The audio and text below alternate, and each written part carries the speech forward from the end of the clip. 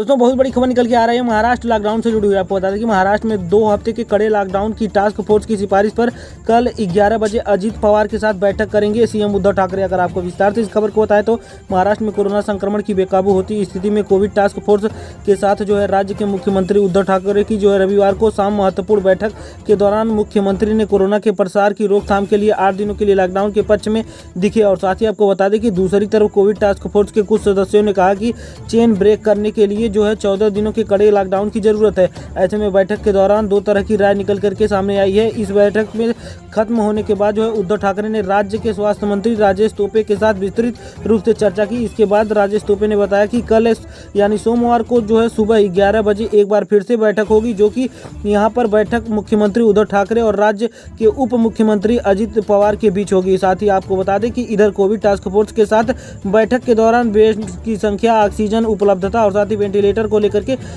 जानकारों ने बताया कि मुख्यमंत्री उद्धव ठाकरे के सामने चिंता व्यक्त की है।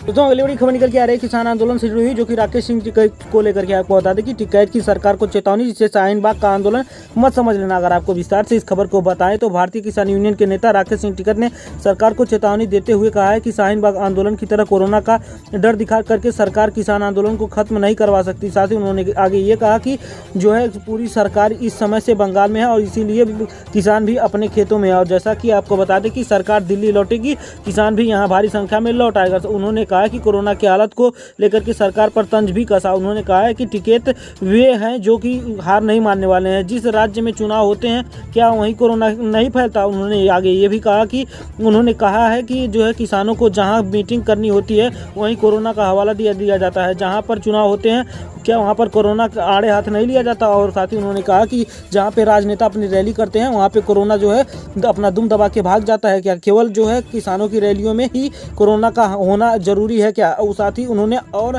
तंज कसते हुए कई भी अपने विवादित बयान भी दिए।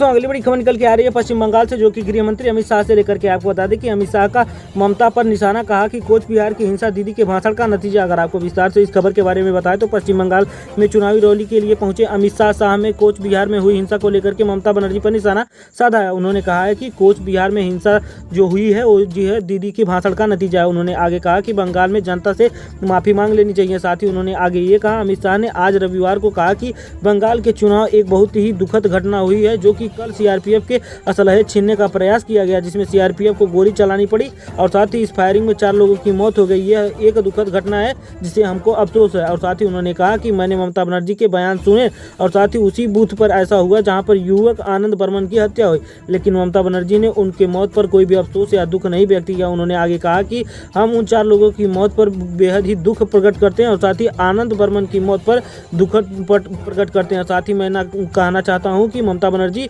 मौत की तुष्टिकरण की राजनीति कर रही हैं और साथ ही ऐसा करते हुए नजर न देखें। और साथ ही उन्होंने ये कहा कि आनंद वर्मा की मौत पर भी मुझे बहुत दुख है और जो कि मुझे पूरी तरह से आहत करता है। नदियों में अमित शाह ने कहा है कि सीपीआई और साथ ही टीएमसी पर निशाना साधते हुए अपने बयान में उन्होंने कहा कि शांतिपूर्ण तरीके से मतदान नहीं होने दिया जा रहा है। कुछ जगहों पर हिंसा की घटना सामने आई है, लेकिन राज्य में शांतिपूर्ण चुनाव नई शुरुआत। और साथ ही पहले वाम दल और टीएमसी ने बंगाल को राजनीति के हिंसा को बढ़ावा दिया है, जो कि जनता इन्हें माफ नहीं करेगी।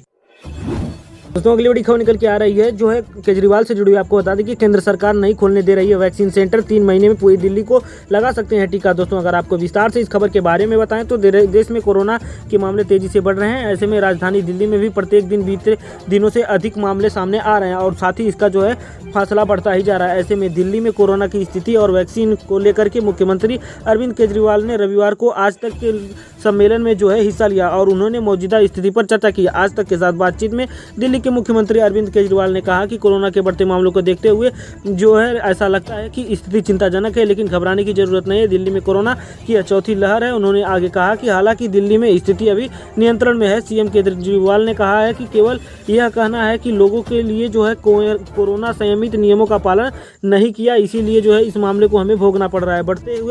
आगे बढ़ते हुए उन्होंने कहा है कि पीछे कुछ और कारण भी हो सकते हैं इसके पीछे, और साथ ही कुछ नए स्ट्रेन की वजह से मामलों में तेजी से बढ़ोतरी हो रही है। है। पिछले 10 दिनों में मामले में पूरी तरह से बढ़े हैं और साथ ही जो कि रोजाना जो है 2 से 2,500 की वृद्धि के साथ नए मामले सामने आ रहे हैं, जिसे हमें निपटना होगा पूरी तरह से सख्ती से। मुख्यमंत्री अरविंद केजरीवाल ने आज तक के खास बातचीत में कहा कि केंद्र सरकार हमें वेंटिलेटर और साथ ही नहीं खोलने दे रही है और साथ ही उन्होंने आगे ये भी कहा कि वैक्सीन के पर्याप्त डोज तक नहीं दे रही है। उन्होंने आगे कहा कि केंद्र वैक्सीन वितरण को लेकर के पूरी तरह से अपने नियंत्रण में रखा है। उन्होंने कहा कि यदि केंद्र हमारी अपील को मान लेता है और पर्याप्त वैक्सीन उपलब्ध करा देता है तो हम जो है पूरी दिल्ली को 3 महीने के अंदर जो है टीका लगवा पाने में सक्षम। दोस्तों अगली बड़ी खबर निकल के आ रही है पश्चिम बंगाल से, जो कि ममता बनर्जी को लेकर के आपको बता दें कि ममता बनर्जी ने इलेक्शन कमीशन पे निशाना साधा हुआ है। अगर आपको विस्तार से इसको बताएं तो कोच बिहार हिंसा के बाद ममता का इलेक्शन कमीशन पर जो निशाना है, एमसीसी का नाम जो है मोदी कोड ऑफ कंडक्ट कर रख लेना चाहिए। अगर आपको आगे इस खबर में बढ़ें तो आपको बता दें कि कोच बिहार में 4 लोगों की मौत के बाद पश्चिम बंगाल का सियासी पारा जो है हाई हो गया है। चुनाव आयोग ने वहाँ 3 नेताओं पर जो है केस कर दिया और साथ ही आपको बता दें कि जाने पर रोक भी लगा दिया। ऐसे में पश्चिम बंगाल की सीएम ममता बनर्जी ने एक बार फिर से इलेक्शन कमीशन को अपने खांचे में ले लिया है। साथ ही पीएम नरेंद्र मोदी पर जो है निशाना साधा है। इलेक्शन कमीशन पर निशाना साधते हुए उन्होंने कहा है कि एमसीसी का नाम जो है मोदी कोड ऑफ कंडक्ट रख लेना चाहिए। साथ ही आपको ये भी बता दें कि सीएम ममता ने रविवार को ट्वीट करते हुए कहा है कि चुनाव आयोग को जो है एमसीसी का नाम बदल करके मोदी कोड ऑफ कंडक्ट रख लेना चाहिए। उन्होंने आगे कहा कि बीजेपी अपनी पूरी ताकत लगा ले जो कि, लेकिन इससे मुझे कोई भी फर्क नहीं पड़ता, लोगों का दर्द साझा करने में नहीं मुझे रोक सकता। जो कि आपको बता दें कि ममता ने कहा कि मुझे कोच बिहार के 3 दिन के लिए अपने भाइयों और बहनों से मिलने से आप नहीं रोक सकते हैं, लेकिन मैं चौथे दिन वहां पर पहुंचूंगी। दरअसल बंगाल में चौथे चरण के लिए शनिवार को वोटिंग के दौरान कोच बिहार की सिल्लागुड़ी में हुई फायरिंग 4 लोगों की मौत हो गई थी। वोटिंग के दौरान जो है 4 लोगों को मारे जाने के बाद कोच बिहार में तनावपूर्ण स्थिति को देखते हुए चुनाव आयोग ने क्षेत्र में नेताओं के प्रवेश पर 72 घंटे तक निषेध लगा दिया है। यही नहीं, अगले चरण यानी कि 5वें दौर के मतदान में जो है 72 घंटे पहले ही चुनाव प्रचार बंद करने का फरमान भी आयोग ने जारी कर दिया है। ऐसे में आयोग के आदेश के बाद जो है राजनीतिक नेताओं और साथ ही साथ ममता बनर्जी पर भी कोच बिहार जाने पर पाबंदी रहेगी। लेकिन राज्य के सीएम हैसियत से जो है ममता बनर्जी कोच बिहार में ही रविवार को ही प्रेस कॉन्फ्रेंस करके आमदा है, जो कि टीएमसी की ओर से कहा गया है कि वह कोच बिहार समेत पूरे राज्य की इस घटना के खिलाफ प्रदर्शन भी करेंगी। अगली बड़ी खबर निकल के आ रही है योगी आदित्यनाथ से जुड़ी हुई। आपको बता दें कि रमजान पर बोले योगी, मनुष्य रहेगा तो ही आस्था रहेगी, 5 से अधिक लोग इकट्ठा न हो, चाहे कोई भी धर्मस्थल हो। और आपको आगे इस खबर को बताएं तो कोरोना की बेकाबू होती रफ्तार के बीच यूपी के मुख्यमंत्री सीएम योगी और साथ ही आज तक के खास कार्यक्रम के त्योहारों और धार्मिक समारोहों को लेकर के बयान दिया है। उन्होंने कहा है कि इंसान रहेगा तभी आस्था व्यक्त कर पाएगा, इंसान से आस्था है, आस्था से इंसान नहीं। इस रमजान समेत दूसरे त्योहारों को लेकर के पूछे गए सवाल पर उन्होंने कहा कि मुख्यमंत्री जो उन्होंने अपने बयान में कहा कि मनुष्य रहेगा तो ही आस्था रहेगी, चाहे कोई भी हो, धर्मस्थल पे जो है 5 से अधिक लोग इकट्ठा न हो।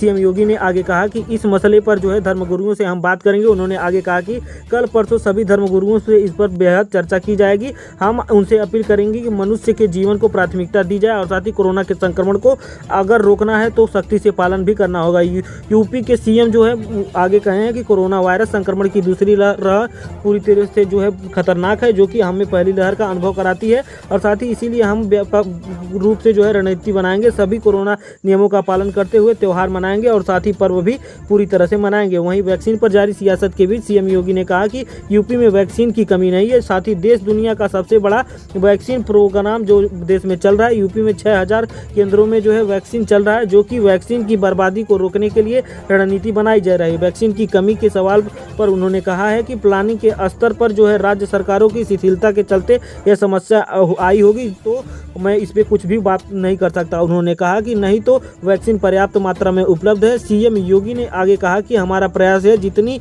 बर्बादी कम होगी उतना ही ज़्यादा लोगों को वैक्सीन दी जा सकेगी। दोस्तों अगली बड़ी खबर निकल के आ रही है प्रियंका गांधी से लेकर के, जो कि सीबीएसई बोर्ड के एग्जाम को रद्द करने की मांग पर है। अगर आपको बताएं तो प्रियंका गांधी ने सीबीएसई बोर्ड एग्जाम को रद्द करने की मांग पर पूछा स्टूडेंट्स को कुछ हुआ तो क्या सरकार उसकी जिम्मेदारी लेगी।